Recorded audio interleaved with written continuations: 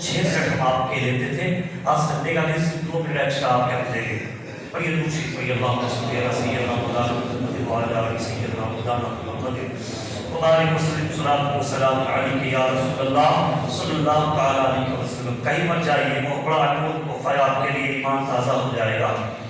پڑھ لیجیے ساتھ، نویت سنت الاعتکاف، نویت سنت الاعتکاف، سبحان اللہ۔ عزیزان محترم، یہ رمضان المبارک کا مقدس مہینہ اور اس کا پہلا عشرہ رحمت کا چل رہا ہے، رحمت ہی رحمت ہے اس میں۔ عزیزان محترم، تفسیر نجمی میں بھی اور روح البیان شریف کے اندر بھی تفسیر نجمی آپ لکھتے ہیں کہ رمضان شریف وہ برکت والا مہینہ ہے۔ رمضان شریف وہ برکت والا مہینہ ہے کہ اس کا دن ہو یا رات ہر وقت عبادت ہوتی ہے۔ دن ہو یا رات، کوئی بھی لمحہ ہو، ہر وقت عبادت ہی عبادت ہوتی ہے، عبادت ہی عبادت لکھا جاتا ہے۔ اچھا دیکھیں کہ ہر وقت عبادت ہوتی ہے تو روزہ بھی کیا ہے؟ عبادت۔ روزہ بھی عبادت، افطار بھی عبادت، تراویح بھی بولیے ذرا عبادت، پھر تراویح پڑھ کر سونا بھی عبادت، اس لیے کہ آپ سوتے ہیں اس انتظار میں کہ صبح مجھے اٹھنا ہوگا سحری کے لیے، تو اس لیے سے بھی سونا کیا ہے؟ تو عبادت۔ سبحان اللہ۔ تو سونا عبادت ہے، تو ہر ساعت ہر لمحہ عبادت ہی عبادت ہوتی ہے رمضان مقدس کے مہینے میں۔ نمبر 2، رمضان شریف میں نفل کا ثواب فرض کے برابر ہو جاتا ہے۔ جو ہم اور آپ کبھی ظہر میں، کبھی عشاء میں، کبھی جو ہے مغرب میں جو نوافل چھوڑ دیا کرتے ہیں، جس کو ہم اگنور کر دیتے ہیں، یہ نفل نہیں بلکہ چاہیے انہیں کھڑے ہو کر کے پڑھے، اور زیادہ ثواب ہے۔ اسے چھوڑے نہ، کیونکہ اللہ اس کا ثواب بھی فرض کے برابر دے گا۔ تو آپ کے مائنڈ میں اس چیز کا آ رہا ہوگا کوشچن کہ فرض کا کیا ہوگا؟ تو فرض کا بدلہ 70% ہو جاتا ہے، سبحان اللہ۔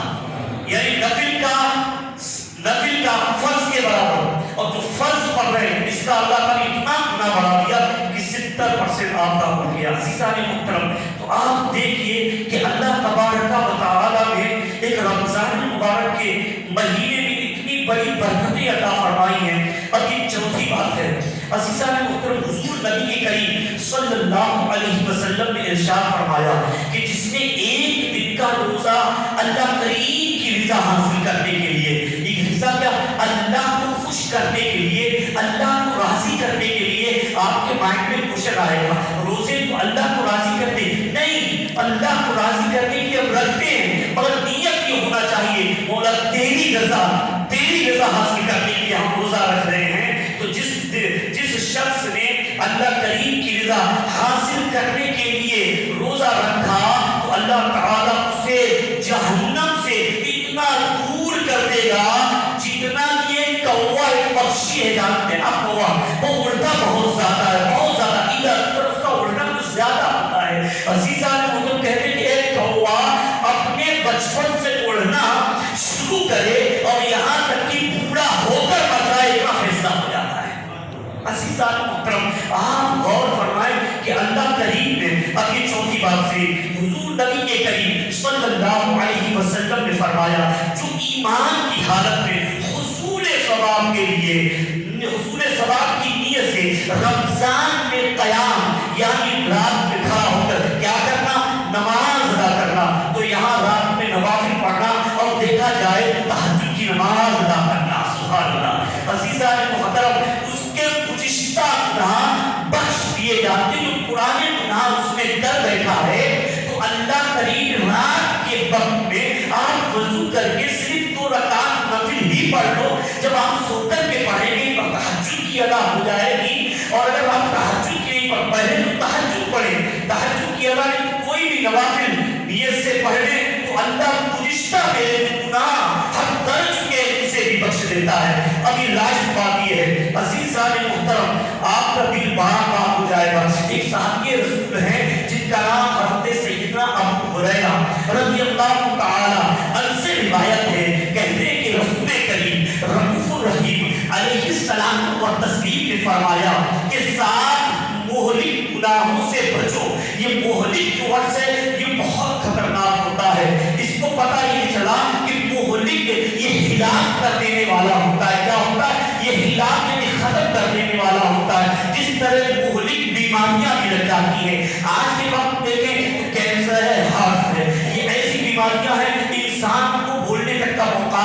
نہیں دیتی ہے۔ اسی طرح گناہ کہا گیا مہلک، جو ہلاک کر دینے والے گناہوں سے بچو۔ صحابہ کرام کی بارگاہ میں عرض کیا یا رسول اللہ صلی اللہ علیہ وسلم وہ کیا ہے؟ صحابہ کرام نے کوشچن کیا نبی کی بارگاہ میں، جب نبی نے بتایا ہلاک کر دینے والے گناہ ہے، تو نبی کریم صلی اللہ علیہ وسلم کی بارگاہ میں صحابہ کرام نے عرض کیا وہ کون کون سے گناہ؟ ذرا آپ گر لیں ان گناہوں میں، اگر ہم بھی ملوث ہیں توبہ سچی کر لو، مولا کریم معاف کر دینے والا ہے، پھر آئندہ ایسے گناہ مت کرنا۔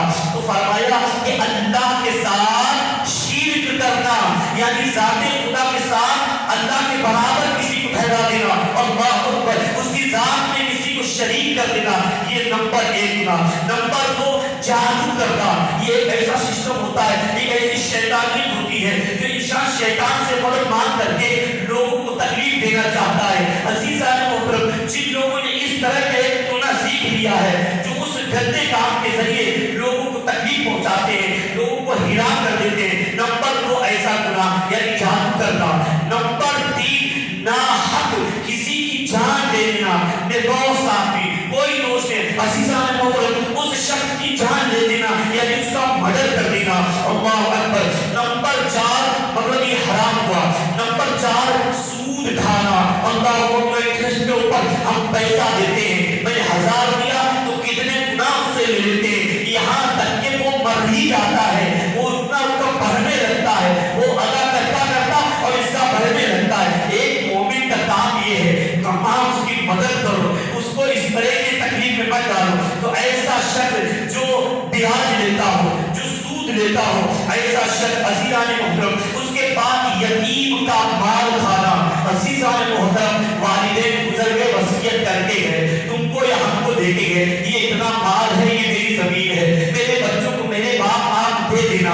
عزیزان محترم، اب وہ تو گزر گئے، آپ نے اس مال کے اوپر پورا اچھے طریقے سے ترجمہ لیا۔ عزیزان محترم، ایسا شخص، اور پھر اس کے بعد کہا کہ جنگ، اس زمانے میں جنگیں ہوا کرتی تھی اسلام اور کفر کے درمیان، جب اعلان ہوتا تھا تو ایسے وقت میں کہا جو جنگ کے دن پیٹ پھیرنا یعنی پھیر کر کے بھاگ گیا ہو، یہ جنگ کے دن پیٹ پھیرنا، پاک دامن غافل مومن عورتوں کو تہمت لگانا، یہ رات ہے، پاک دامن مومن عورتوں کو تہمت لگانا، ان کے اوپر الزام عائد کرا دینا، ان کے اوپر ایسا الزام کرا دینا کہ ان کو دنیا میں رسوائی کی جائے، ان کو دنیا میں بدنام کیا جائے۔ تو ایسے گناہوں سے خدا را بچو۔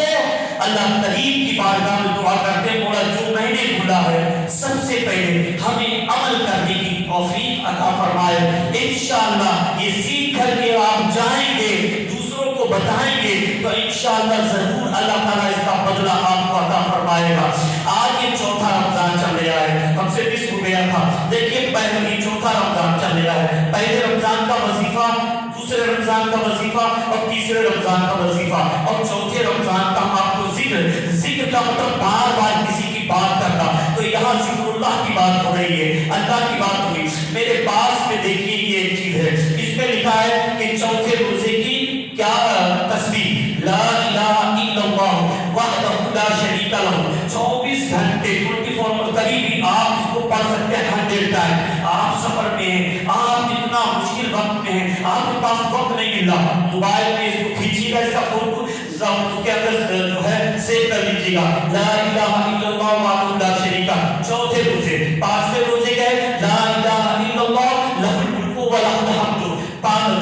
چھٹے روزے کا ہے اس روزہ لا الہ الا اللہ ولا حول ولا قوت، اس کا بھی فوٹو لے لیجیے گا۔ اب 7 روزے کا ہے سبحان اللہ وبحمدہ عدد خلقہ ورضا نفسہ وزینۃ عرشہ ومداد کلماتہ۔ اس کے بعد 8 روزے کا ہے سبحان اللہ العظیم وبحمدہ۔ اس کے بعد 9ویں روزے کا ہے سبحان اللہ عدد ما خلق فی السماء۔ پھر اس کے بعد 10 روزے کا ہے سبحان اللہ عدد ما خلق فی الارض۔ یہ چیزیں 10 روزے کا پورا وظیفہ آپ چاہیں اس کا فوٹو کھینچیں، سیو کر لیں، دوستوں کو پہنچائیں، انشاءاللہ یہ آپ کا دوست پڑھے گا، آپ پڑھیں گے، گھر کی فیملی پڑھے گی، اللہ کا ذکر کرے گی، اس کی برکتوں سے اللہ ہمیں گھر میں بھی، باہر بھی، آفس میں بھی، سفر میں بھی، تجارت میں بھی، ہر جگہ سکون اور اس کا بدلہ اللہ عطا فرمائے گا۔ اللہ صلی علی سیدنا مولانا محمد و علی سیدنا مولانا محمد و بارک وسلم.